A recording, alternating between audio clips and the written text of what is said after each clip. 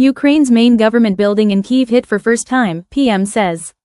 Ukraine's main government building in Kyiv has been hit for the first time in the war during Russian attacks, the Ukrainian Prime Minister has said. Yulia Severydenko said the building's roof and upper floors were damaged and a fire ignited, due to an enemy attack. At least 4 people were killed in strikes across the country, including a baby and a young woman who died after a 9-story residential building was hit in Kyiv's Svitoshinsky district, officials said. Ukraine's Air Force reported that a record number of drones and missiles were launched by Russia in the latest nightly attack, more than 800 in total. According to the Air Force, 9 missiles and 56 drones hit 37 locations, and the downed wreckage fell at 8 locations. Ukraine's President Volodymyr Zelensky said the barrage caused damage in the cities of Zaporizhia, Kryvyi Rih and Odessa, as well as in the Sumy and Chernihiv regions. Such killings now, at a time when real diplomacy could have started a long time ago, are a deliberate crime and an attempt to prolong the war, Zelensky said on social media, urging political will from the world to stop the attacks. Russia's defense ministry said it had carried out strikes on Ukraine's military-industrial complex and transport infrastructure, inflicting damage on weapons and military equipment warehouses. The Kyiv government building that was hit is also known as the Cabinet of Ministers building, as it houses the offices of Ukraine's main ministers. Kyiv Mayor Vitaly Klitschko suggested a drone may have accidentally hit the cabinet building after being intercepted, although the details remained unclear on Sunday. In Pechersk district, a fire broke out in a government building as a result of an UAV possibly being shot down, he wrote on Telegram. This is a new twist in Russia's attacks on Ukraine. Until now, no government building has been hit. The center of Kyiv is very heavily defended, it has been since the start of the full-scale invasion. So this will shake people. It is a symbolic strike. It also shows clearly that Russian President Vladimir Putin's talk about being ready for peace is all posturing. He is not stopping. Instead, Russia is intensifying its attacks. The BBC's team was not allowed close to the cabinet building. The whole area is behind a checkpoint, because all the main official buildings are there, government, parliament and the presidential palace. But earlier on Sunday, the team saw a large column of smoke rising into the sky from just behind the Maidan, Independence Square. Then they heard and saw 2 Russian cruise missiles moving at very high speed, before another explosion. At a block of flats in Kyiv that was hit, one woman, Valentina, and her husband were fast asleep when the strike shattered their windows and covered them in glass. At least we're alive, she said, deeply saddened by the death of a young woman neighbor with her tiny baby.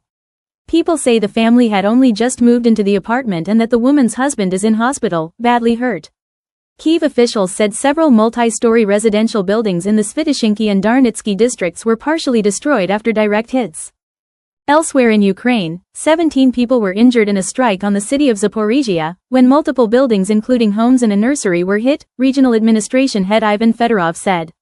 Outside the city, a woman was killed and a man was missing after a Russian glide bomb hit the Novopavlivka village, Fedorov added. Another person was killed in Sifonivka, in the Sumy region, and another in the Chernihiv region, Zelensky said. Russia also attacked Kryvyi Rih, Zelensky's hometown in central Ukraine, where 3 infrastructure facilities were hit. Air raid warnings were activated overnight for all of the country's regions. In a statement, the Russian Defense Ministry said its air defense forces shot down or intercepted 69 Ukrainian drones in a number of Russian regions. Ukrainian drones carried out another strike against the key Russian oil pipeline Druzhba, the Ukrainian Unmanned Aerial Forces commander Robert Bravda said. He said a pumping station in Russia's Bryansk region was hit. Earlier this week, Putin rejected Western proposals for a reassurance force in Ukraine the day after any ceasefire comes into place, following a Paris summit aimed at finalizing plans for security guarantees.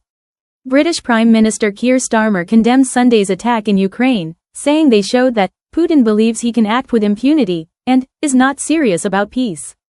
French President Emmanuel Macron said 26 of Ukraine's allies had formally committed to deploying troops, by land, sea or air, to help provide security the moment fighting was brought to a halt. He gave no further details. Putin sought to quash the allies' initiative, warning that any troops deployed to Ukraine would be legitimate targets. Russia launched a full-scale invasion of Ukraine in February 2022, and Moscow currently controls about 20% of Ukrainian territory, including the southern Crimea Peninsula illegally annexed in 2014. Inflatable tanks and flat-pack guns, inside Ukraine's decoy war. In June 2023, a video started spreading on pro-war Russian social media channels, apparently showing a drone destroying a Ukrainian tank in a massive explosion.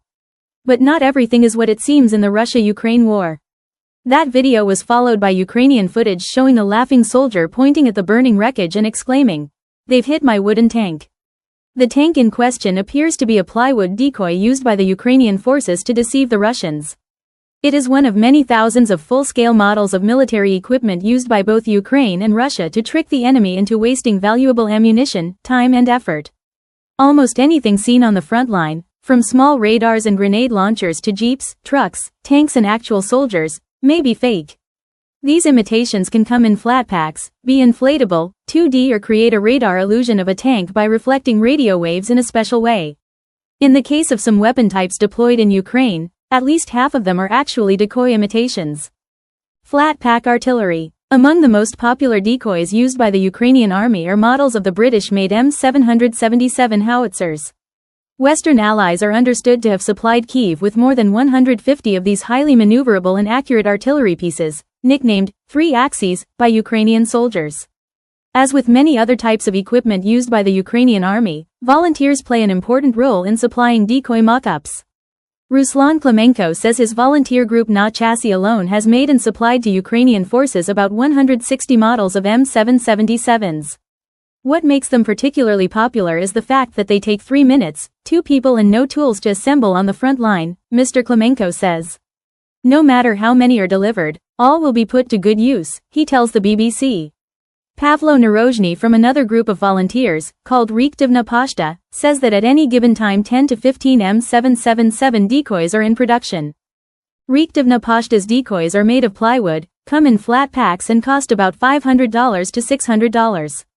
Russia often targets them with Lancet kamikaze drones costing about $35,000.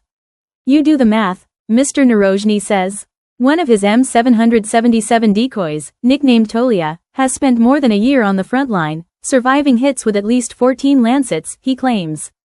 Troops, keep putting it back together with some sticky tape and screws, and back off to the front line it goes, Mr. Narozhny says. Wheel ruts and toilets. Much depends on how decoys are deployed. To successfully draw enemy fire, it helps to faithfully recreate a real position complete with wheel ruts, ammunition crates and toilets. When properly done, this can deceive not just the enemy, but visiting officers too. We had an instance in one brigade where a visiting commander was fooled by a decoy. He asked, "Who gave the order to deploy artillery? Where did the M777s come from?" says an officer from Ukraine's 33rd Detached Mechanized Brigade, who uses the call sign Charisma. According to him, another tactic is to quickly remove real cannons such as mortars after use and replace them with decoys. They're ideal for deceiving the enemy and making them waste expensive resources on nothing. They work, we need more of them, he says.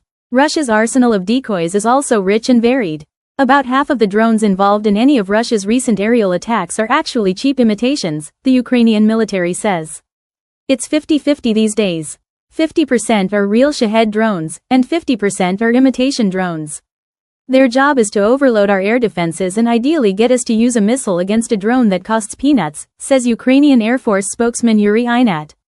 Sometimes it's a plywood thing that looks as though it was knocked together by some schoolchildren. While up in the air, however, it looks the same as a lethal Shahed drone to Ukrainian radars, Colonel Inat says.